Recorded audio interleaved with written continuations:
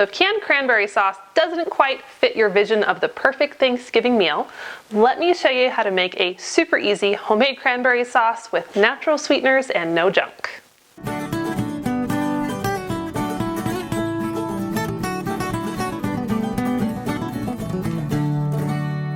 For more from-scratch kitchen tips, grab a free copy of my Heritage Kitchen Handbook.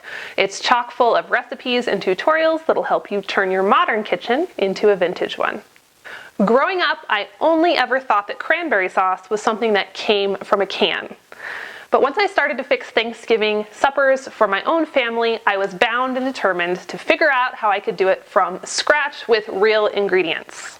So one of the problems I ran into when I started looking at different recipes for homemade cranberry sauce was that a lot of them called for processed or white sugars, and those are things my family really tries to avoid. So I figured out how to make a from-scratch cranberry sauce with real ingredients and honey as the sweetener, and that's what I'm going to show you today. So I need to know, just because there is some debate on this topic, are you a canned cranberry sauce sort of person or homemade all the way? Leave your vote in the comments below.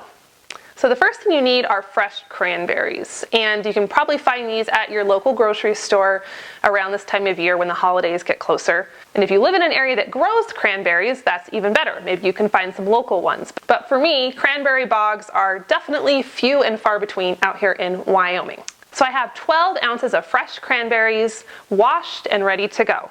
Now, one little tip, you can buy extra bags of cranberries when they're on sale around Thanksgiving and pop the whole bag into your freezer. They keep very well, and then you can have them on hand for later in the year in case a cranberry craving strikes.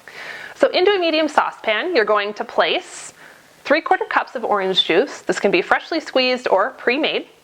1/2 to 3/4 cups of honey. Now, if you want a more tart sauce, use 1/2 cup. If you like a sweeter sauce, go for the 3/4 cup. I will tell you that as the cranberry sauce sits in the refrigerator for a couple of days, it tends to lose its sweetness just a touch. So if it's going to be pre-made ahead of time, I would suggest using 3/4 cup of honey. And then lastly, you're going to add in 1 tablespoon of orange zest. Now you're going to bring this mixture to a gentle boil and stir it for about 5 minutes. So just keep the heat on medium-low and just make sure everything comes together.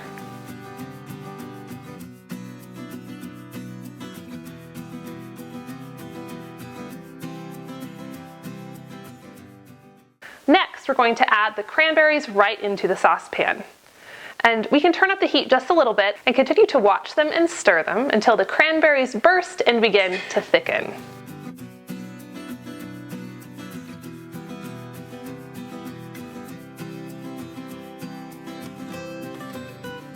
Once this happens, you can remove the saucepan from the heat and spoon the cranberry sauce into a mold or a pretty bowl.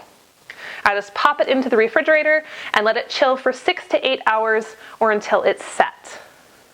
Now, like I said, you can make your cranberry sauce ahead of time, so if you're really stressed out on the big day of Thanksgiving, cooking all the other food, the cranberry sauce could be in the fridge waiting for you.